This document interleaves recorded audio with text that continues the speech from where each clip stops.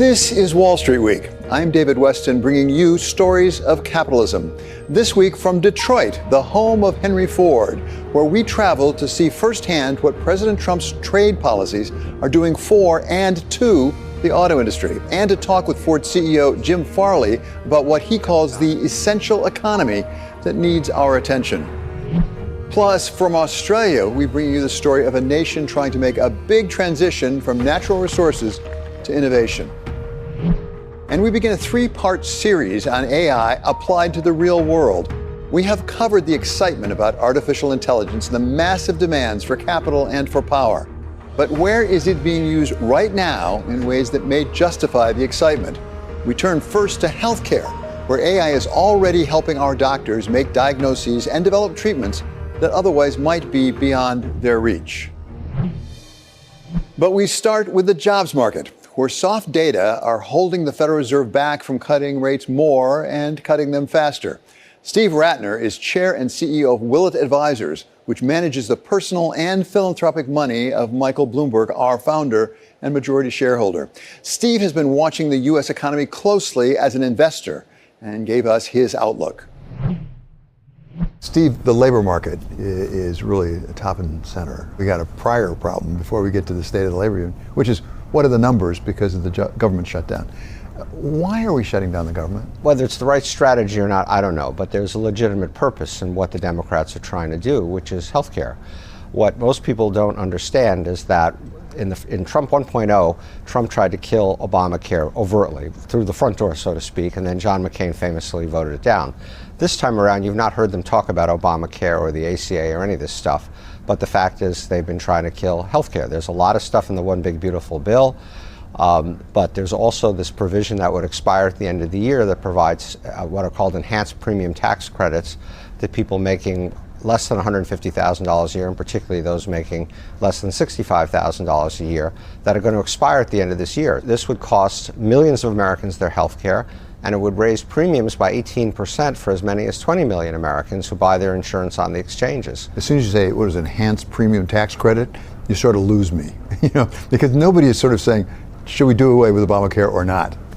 Well, that's exactly their strategy, and the Democrats keep saying this is about health care, but I don't think the average American really understands about health care.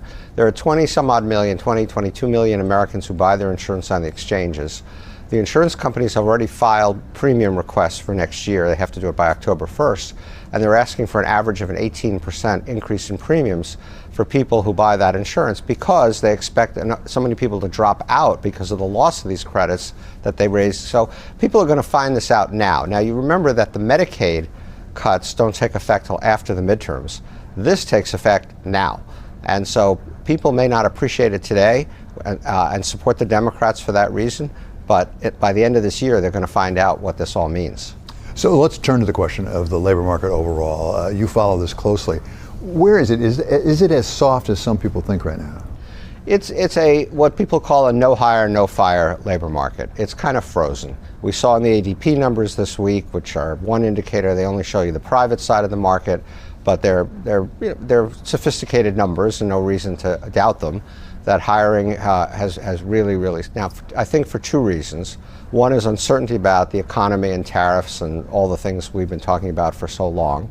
And the other potentially is AI. We know that AI is going to have a major effect. You saw Doug McMillon of Walmart this week, for example. He has said privately to people that he thinks of his 2.1 or 2.2 million people, he might have 1 million people working 5 years down the road or something like that. It's going to have a major effect on our country, ultimately, I think, for the better, but with a lot of disruption along the way, and I think we're beginning to see those signs. If the labor markets are slowing at whatever rate, what does that tell the Fed? Because given the reasons they're slowing, do short-term interest rates have any effect on that? Well, in theory, they do. It takes a while. It's not the most direct transmission mechanism, but obviously, if you lower the cost of capital, business goes out and borrows more, spends more. It's good for the stock market, as we have seen. That creates a wealth effect. People who have stocks spend more. And that's the whole essence of monetary policy. But what I thought you were going to ask me, if you don't mind my saying, is that, as Powell said in his last press conference, the problem he has at the moment is he has to worry about both sides of his mandate. Usually he has to worry about unemployment or inflation. Right now he has to worry about both. We're not really in stagflation yet, but we have bits of that on both sides of the mandate. I think the one thing that may be hiding in all this is, again, AI. AI has the potential, and Trump, of course, did nothing to enhance AI particularly, other than doing a lot of press conferences with Sam Altman and whatnot. But AI has the potential to be a game changer. If we can raise our productivity rate by half a percentage point or a percentage point, it would have a dramatic effect on growth.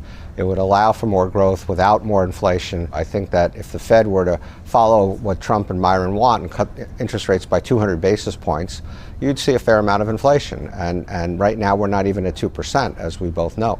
President Trump came to office promising to help an industry you know well. You helped restructure it under President Obama, the auto industry. What has been the net effect of the various policies? I think if you talk to auto executives, and some of them have said this more or less publicly, some have said it more privately, I don't think really much of anything good has come out of this. And the stock market, if you look at the share prices, would agree with that. Much of anything good has come out of this for the auto industry. I think Mary Barra of GM has been reasonably candid about the challenges it poses for them.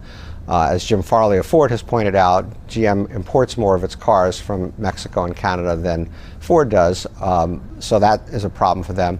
The taxes on the import taxes on auto parts is a huge problem for them, but also these stop-start policies on electrification and CAFE standards and so on, where you go from one administration to the other and you're trying to make 5-year capital plans and product plans, and then suddenly there's a U-turn in policies. That's not good for them. You pointed to something that is really striking.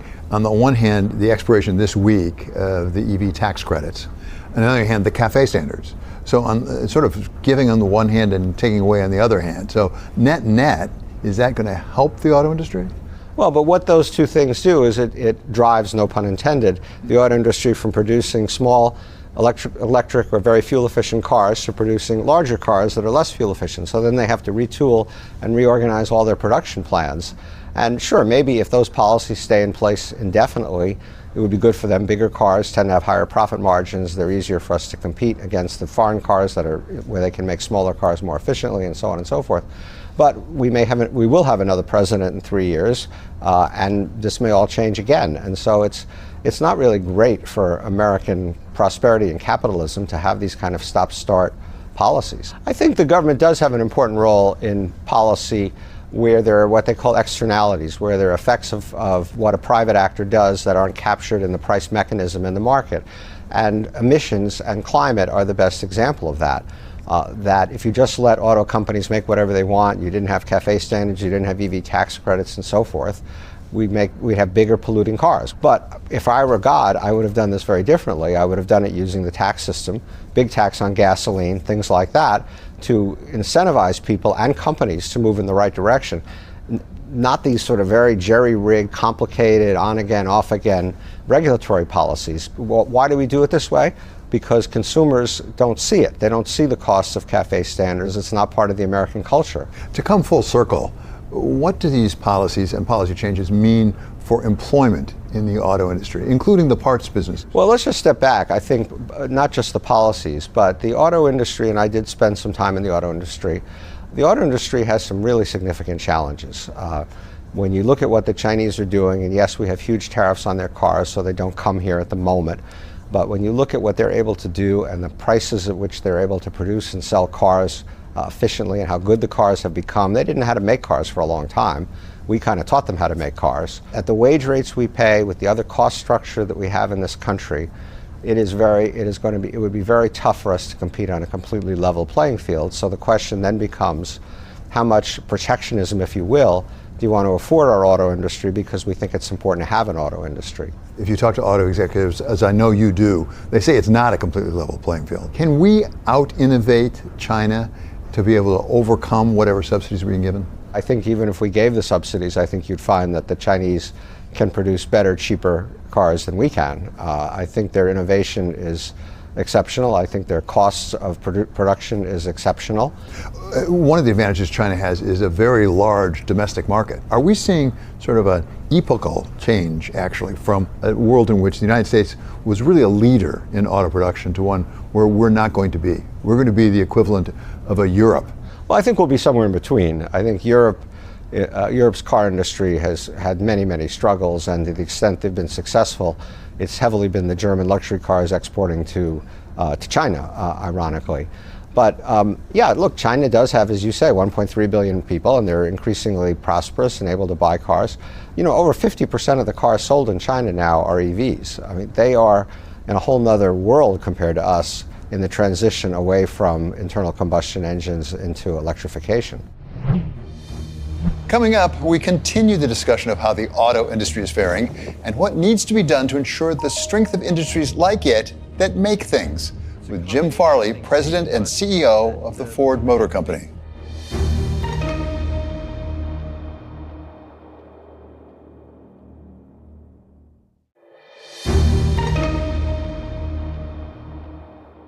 This is a story about the essential economy. That's what Ford CEO Jim Farley calls the part of the U.S. market where things get built, moved, or fixed.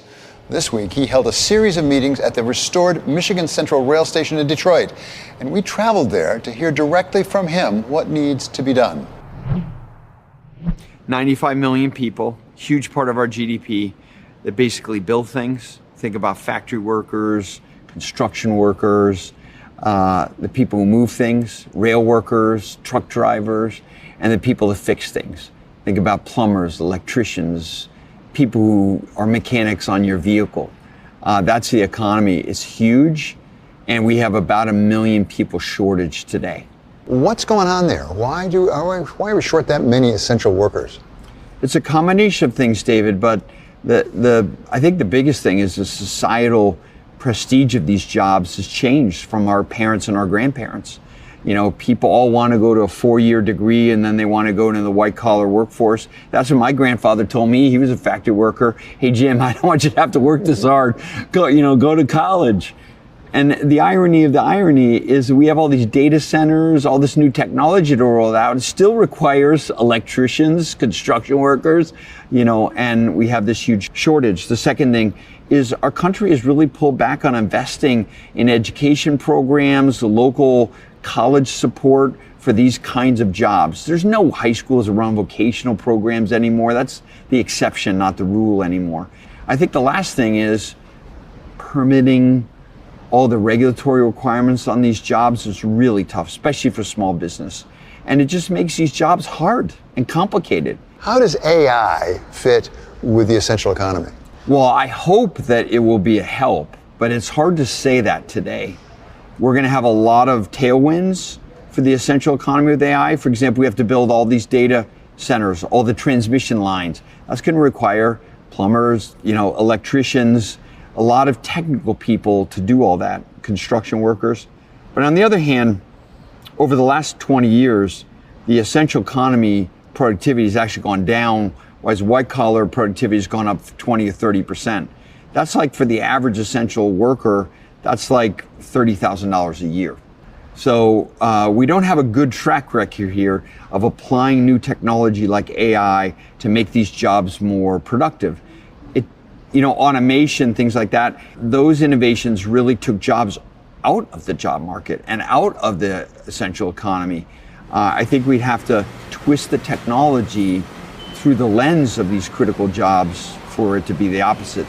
The government plays a central role in turning around the essential economy, with President Trump emphasizing manufacturing and the need for trade schools. But Farley has yet to see the real results, including with those auto tariffs. It's too early to tell. I haven't seen a lot of new plant announcements of my competitors who import. Our market's 50% import. So what I was looking for is how many of those imported vehicles are now being built in the U.S. We haven't seen too many announcements. What hasn't changed is Ford's commitment to the U.S. We build 80% of our vehicles here. We're the largest employer of UAW workers, and we're the largest exporter by far from the U.S. I would say it is too early to tell, but I'm seeing the tone at the top in D.C. be very thoughtful about the parts tariffs, which more than 20% of our tariff, of our profits is lost on these parts tariffs. So yes, we make in the U.S., but we import parts from all around the world because some of them, like wiring looms, we can't even buy in the U.S. The tariffs on those parts maybe 20% of your F-150, is 20% of our profit gone. And I'm seeing a tone at the top in DC where they are listening to us very carefully because they understand long-term that $22 billion of headwind for us will not be good for the US, especially for a company like Ford. I don't know what they're going to do, but boy, have we had a lot of conversations with Commerce and the president about this. And I remain very optimistic that they'll make the right adjustments. If they make the right adjustments on tariffs, with the EPA rule, some of the tax changes like PTC, I think we will see a much stronger US industry in the coming years. And I'm sure hopeful of that. When we spoke to Farley a year ago, before President Trump's election, the auto industry was working and investing hard to meet government targets for electric vehicles. Since then, EV policy has been turned on its head, making automakers' lives dramatically more complicated. Roger Penske, founder of the Penske Corporation and owner of IndyCar, says it's the result of ignoring what the customer wants. No one asked the customer what they wanted, number one. And number two, we didn't have the infrastructure, and the expectation on range wasn't there. So everything came together, the way they sold electric vehicles, with government support. The $7,500 is going away. When you think about that, that's $50 billion that the government's going to be able to put hopefully towards something that's better off, for our economy and better off for the country. But I would say they're going through a transition. All of them said, Mary Barra has, Jim Farley has, they're moving to lower cost EV vehicles. You at Ford, like the other automakers, have really made a lot of capital investment commitments for an EV future. What happens to those investments now? Well, it's an important question for our country. First of all, Ford never talked about an all-electric Ford. We always said about customer choice. We have hybrid, the F-150, best-selling vehicle in the United States. Almost a third is now hybrid. So we never bet the farm on electrification. And we were a first mover. We've been number 2 to Tesla, I think, for 3 years now. But that is the biggest next up question. How does Ford adjust its assets from moving to making large-scale battery operations? We have 3 battery plants in Kentucky and Tennessee, another one here in Michigan and Marshall. So 4 plus 2 assembly plants dedicated to electrics. What do we do with those assets? I'm not going to go into the details, but all I say is they're some of the best factories we've ever built. We've designed them flexibly, and we'll make the right decision for the company. We're not going to allow these to be mothballed. And we have more decisions to make on those battery plants and assembly plants in the coming months and years with this change. Because a year ago, we didn't see the customer like we do today. And boy, are we seeing customers buy hybrids and partial electric solutions. So America is moving more to low CO2 footprint powertrains, but they are not accepting full electrics anywhere near what we thought. When you talk about some of the policies coming out of Washington, on the one hand, as you mentioned, there's the $7,500 credit going away this week. Yes. On the other hand, you've got the CAFE. Yes. So there's some gives and takes on this. How does that all come up for the Ford Motor Company? Well, it's accelerating this awkward moment, basically. The $7,500, which could be up to, 20-30% of the purchase price, is gone. That makes EVs a lot more expensive. But think about Ford as a global company. We're not just the most American company. We compete around the globe. And in China, 50% of the vehicles are electric. In Europe, it's 30%. So we have to set up our industrial system to compete, not just in the 4 or 5% here in America with maybe a higher mix of hybrids or EREVs, but in China or the rest of the world, we still have to make this EV future profitable. To do that, we made a big bet 4 years ago. We did it in secret. We came up with a small group of people on the West Coast, and we redesigned the way we make and design a vehicle. We call it the Universal Electric Vehicle. It's kind of a Model T kind of moment for the company. That vehicle will be coming out in about a year and a half. That is our way of competing with BYD's cost. They've been at it for 20 years. These markets are huge outside the US. We still have to be successful globally. We can't just draw a big wall around the US and say that's what Ford Motor Company is.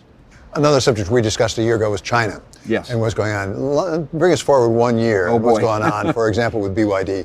Yeah, I mean, a year ago, Tesla was the #1 seller globally of electric vehicles, and VW was the top brand in China. The world's biggest market is almost 27 million. The US is 16, maybe on a good day. Imagine how big that is. It's not twice as big, but it's a big market. Now BYD is not only outselling Volkswagen, they're now the #1 electric player in the world a year later. Very powerful company, vertically integrated like Henry Ford did in the 30s. We're very humble, but at the same token, Ford has announced our Universal Electric platform to be built in Louisville, Kentucky, and we think it's basically a wash with BYD made in Mexico because we've thrown innovation at it.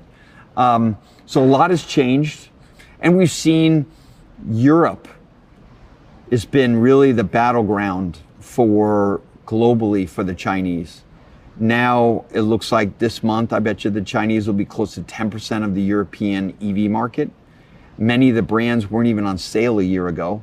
MG, Geely, others. Now they're very successful like BYD in Europe. It's a really a moment, a transitional moment for our industry where everyone used to talk about South Korea or Japan. In my eyes, as a CEO, China is the place where the most fit industrial systems are getting created, not just for electric vehicles, but for internal combustion vehicles. And without projects like UEV, companies will be under threat of existence. You were on the front lines when Japanese manufacturers really stole market share from the United States. Yes. But bringing it forward to today, there is a different economic structure in China that Yes, there involves is. subsidies. Yes, there is. Can the American auto industry outcompete those subsidies, out-innovate those subsidies? That's a very difficult answer to give you right now. I think it's too early to answer your question because we're only in the second inning of these pure electric vehicles, and the innovation cycle is so fast. We could be talking in a year or two of a whole new battery technology that could either change that equation. But I will say, at this point, they have a big lead. When you look at a BYD, we think on average $4,000 to $5,000 a vehicle of direct support from the Chinese government that's exported to Europe and to Mexico and places like that. Can we make up for that? Plus their scale, their industrial scale of being 10 times bigger than the US? I'd say it's pretty difficult at this point. I will tell you the level of risk that we've had to take on UEV, on the execution side, large unit castings, building a vehicle in a way we've never built before. It's not a guaranteed project. This is all going to come together just like we thought. And so we think we're even with them right now, but the speed of innovation we're seeing is very humbling for me. Even if we have a stable platform on cost today, will that platform be competitive in 5 years when the battery tech does another full cycle of innovation? Hard to say. I'm thinking about 2032 right now. That's to answer your question. I'm there. I have to make those capital choices now for 2032. To answer your question right now, I think there's a chance, but without huge support, where it's more of a level playing field, where it isn't in Europe, I think it's going to be really tough. Maybe the toughest battle of my career. Up next, the Australian economy has been powered for 3 decades by its rich natural resources. We travel down under to see firsthand its efforts to diversify into new and more cutting-edge areas of growth.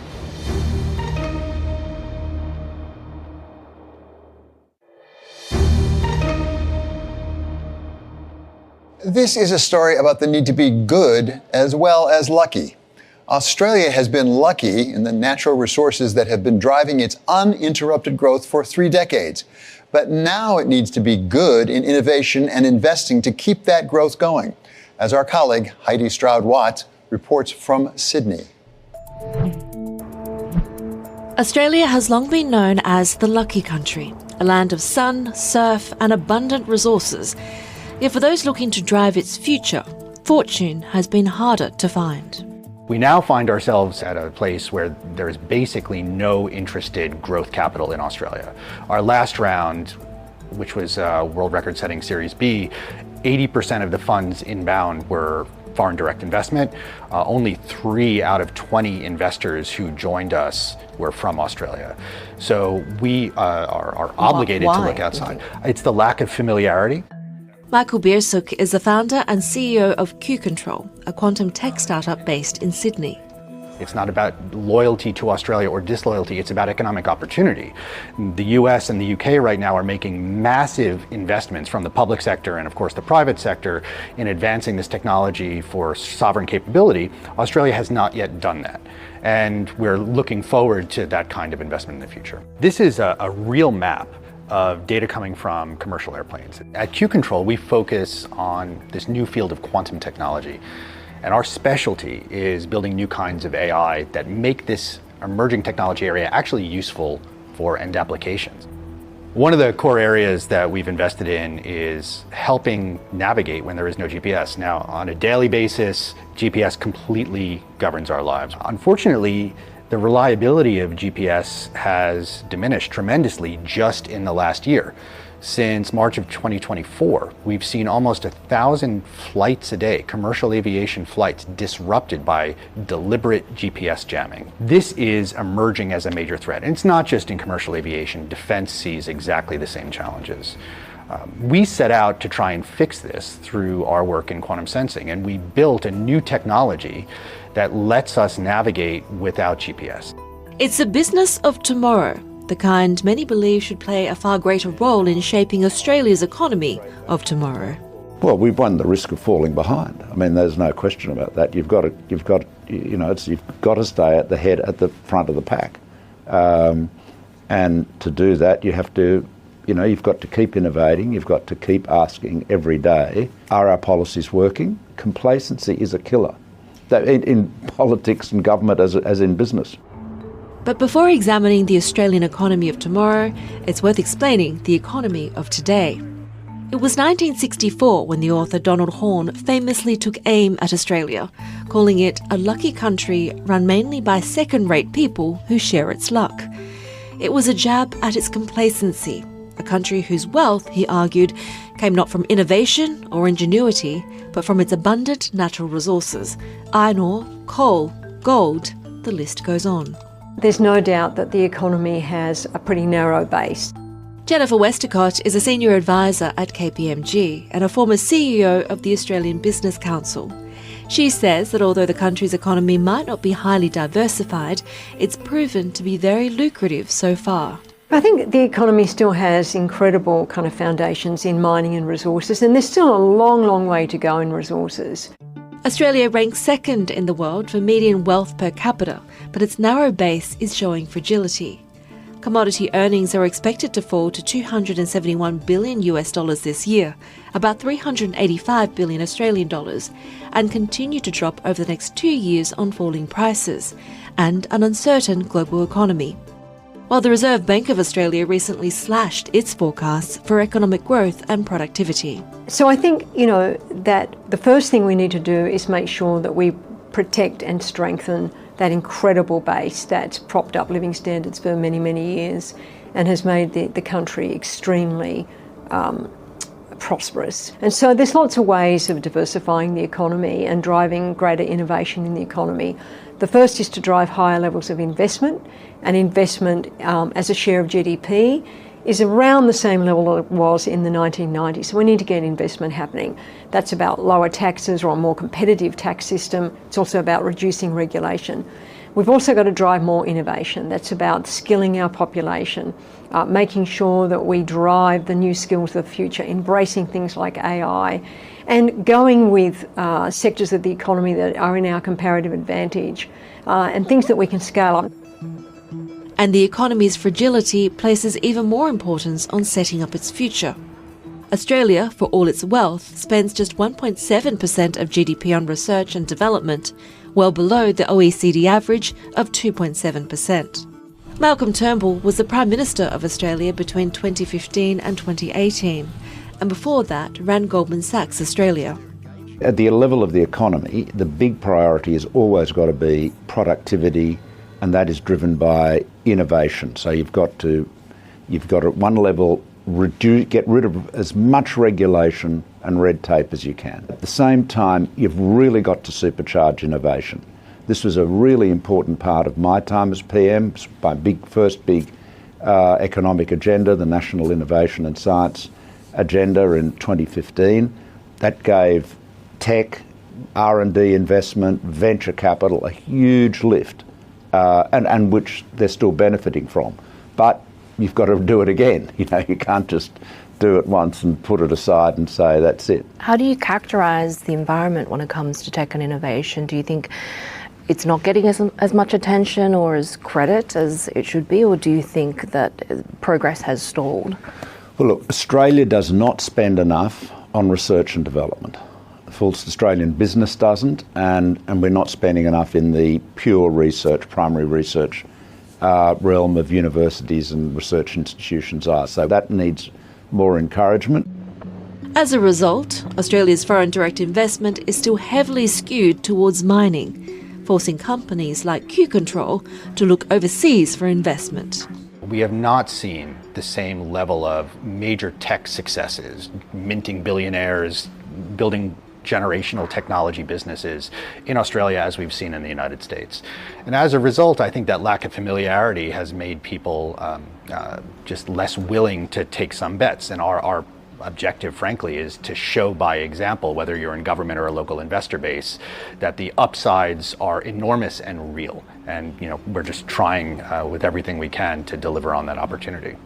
Could there be that kind of transformative sort of movement in Australia? And if so, what are the policy measures? What are the things in terms of supporting that possibility that you see? Well, I think there's no question that the opportunity is there. I came to Australia from the United States because the research community was so strong when I was an academic at the University of Sydney. The bigger challenge has been building a industry base around the transition from basic science over into industrial applications. In that, Australia has been lagging. Now, we were the first venture-backed company in the field in Australia. The challenge is we haven't seen that many more in the last 7 years. Westicott, who also serves as Chancellor of Western Sydney University, believes Australia should be capitalising on funding cuts to US universities to attract talent and drive innovation. I think the first thing that we need to do is, of course, continue to invest in our universities, continue to invest in research and development. But we also need to send very consistent and clear policy signals that we're open for international students. Now, we have a cap on international students at the moment, which is very controversial in Australia. We need to send that message that we want international students, one of our biggest exports. We also need to make sure that we are encouraging skilled migration from young people. KPMG did a study several years ago which showed that we'd add $30 billion to the economy by targeting those highly skilled young people. And when I ran the Business Council of Australia, the key message that big employers would give to me is that they want more skilled, very specialised skills. So we should be really targeting those young people from the United States, come and live and work in Australia, greatest country on earth, and really targeting those super skills. So it's an opportunity, but we can't just kind of sit back and expect it to happen. We're going to have deliberate and purposeful policies and actions to encourage those people to come to Australia. We have a huge opportunity in terms of talent, and while no Australian government wants to go out there and say to talented people in other countries, you're living in a terrible country, come and live in ours. You've got to be tactful about this. But let's face it, there is a war for talent, human talent, and we have some very attractive things going on, which is why, by the way, we need to be putting more money into research, because those scientists and technologists will want to come here and work with it. But you think about the livability of our cities, for example. We have some of the most livable cities in the world. Ultimately, lifestyle can only take you so far. If Australia wants to remain competitive, it needs to be more than just a great place to surf. It needs to be a great place to invest. Its luck may not be running out entirely, but to get the economy humming, it needs investment and innovation. It needs to be good as well as lucky. I think Australia is lucky, but we've made a lot of our own luck too. So I'm very optimistic about Australia's future. Coming up, AI may already be playing a big role in your next visit to the doctor, without you even knowing about it. We tell the story of artificial intelligence in healthcare. Next.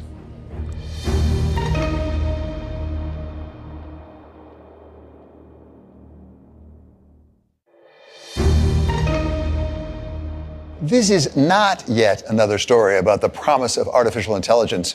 It's the first in a series of stories that go beyond the hope and the hype to see where AI is making a real difference today, starting with something important to us all, our medical care. Good morning. On any given day, Tennessee-based oncologist Samyukta Mulangi could see as many as 25 patients. Medical oncologists like me are pressed for time and we're overwhelmed with sort of clinical duties. Trying to do that work of charting in ahead of time, seeing the patient, documenting after the fact, and also now trying to squeeze in record retrieval in the middle of everything is just very impossible. And so you have the concept of pajama time, where oncologists and other physicians are just sort of finishing up their daily work at home after the kids are put to bed and after dinner, and it just contributes to a lot of provider burnout. Okay. Dr. Mulangi is not alone. All across the country, doctors in all specialties are often stretched thin. The American Medical Association found that almost half of U.S. physicians experienced at least one symptom of burnout. It's little wonder that our doctors are feeling the burden, given the explosion of medical research. So Daniel Nadler decided to do something about it. The rate of doubling of medical knowledge in 1950 was roughly every 50 years. In 2025, there are different estimates and there are different numbers. In a study in the British Medical Journal and another study in Nature, they found that the rate of doubling of medical knowledge was 73 days. Nadler's PhD thesis from Harvard was on analyzing derivatives, which he turned into a startup using machine learning for financial analysis. After selling that company for $500 million, he turned his attention to helping doctors make sense of the tsunami of medical research coming their way. We looked at this and we did another analysis and we said, let's ignore the doubling for a second and just ask the question, if you had to read just the top third of peer-reviewed medical literature just within your specialty, which is not ideal, right? That means no cardiologist is reading anything in neurology and vice versa, which is not ideal. But even if you just said that, how long would it take every day for a specialist to just read the top third of peer-reviewed medical literature just within their specialty? And the answer turned out to be something like 9 hours. So practically, that's obviously impossible. They would never see patients or never see their family, or they would never sleep. And that led Nadler to found Open Evidence in 2022. Open Evidence is designed to do for physicians what the advent of computer systems, let's call it that, on Wall Street achieved for Wall Street knowledge workers. Open Evidence is an AI model trained on medical literature, carefully curated to ensure high-quality results. For the first time in the last, let's call it 3, 4, 5 years maximum, we've reached a point in the sophistication of artificial intelligence, of computers broadly, that they can store not just the right letters and the right words in the right order, but they can understand the semantic meaning of the findings of these studies. So Open Evidence is an artificial intelligence, it's a computer system that's able to understand the semantic meaning of the findings of these studies so that it can act as a brain extender to physicians who have, even in the best and most generous reading of what they have to do as a physician in terms of keeping up with the pace of medical knowledge, such that they don't have to spend 9 hours a day just reading the top third of peer-reviewed medical journals. Doctors are piling into the platform, which says it has signed up around 50% of all doctors in America and is adding 65,000 every month. Investors are piling in too. Its latest funding round valued the company at $3.5 billion. What is it that Open Evidence should be relied upon to do, and what do we still need the physician to do? For example, can Open Evidence diagnose? No. So the physician is still relied upon to do everything that a physician was always relied upon to do. I see Open Evidence as a continuum or a continuation of a very traditional technology called search, right? So historically, physicians needed to search for findings in medical journals. That's not a new behavior. They've been doing that for years and years and years. One way to think about this is we spend a lot of time as a society celebrating the golden age of biotechnology, and we should, right? Every metric and proxy you look at in the data shows that we are accelerating the rate of drug discovery, including using artificial intelligence. We're accelerating the rate of drug development. And so we celebrate that. We're in this golden age, and it's amazing, right? This golden age of biotechnology. But what's not talked about a lot or enough is that this golden age of biotechnology is really the dark ages for physicians in terms of burnout. We expect that almost all physicians in the United States will be on the platform within the next year. Dr. David Reich is President and Chief Clinical Officer for Mount Sinai Health System in New York. He uses open evidence, but as part of a larger range of AI models they are integrating into their hospitals. I have the app on my phone, and it's available through our medical school library, and people do use it. However, we do also work with ChatGPT, and they've created an environment where we can have our medical students ask questions that contain protected health information. And that protected health information stays within the cyber secure environment that we work so hard to maintain. And so I think cybersecurity remains a key consideration in any tools that are a great assistance to us. And I'm sure that open evidence will work very hard to address that along with others. But I'm very enthusiastic about it. I think it's a great tool. One of the reasons open evidence has become so popular with doctors so quickly is that it licenses the best medical literature from trusted sources, and it's free to doctors relying on advertising for its revenue.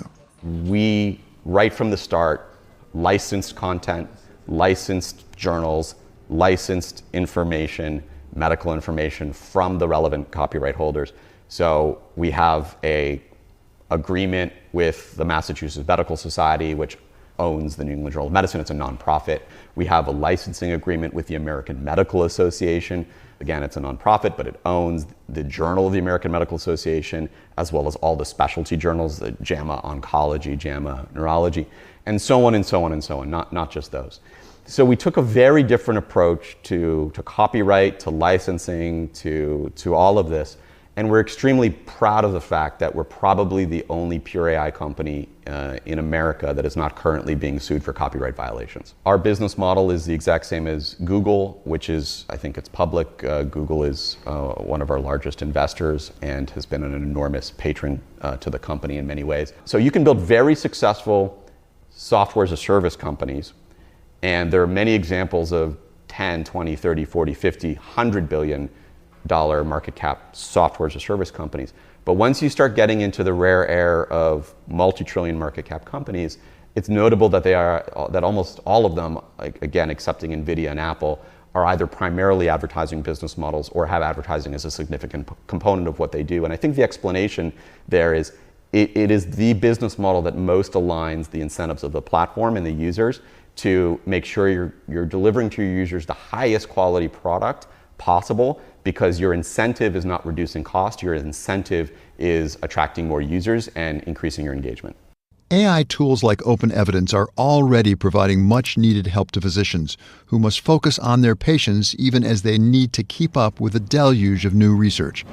But for AI to realize its full potential in healthcare, Dr. Reich says it needs to become fully integrated into the workflow. But Mount Sinai is doing the genetic information analysis on up to 1 million patients in partnership with Regeneron.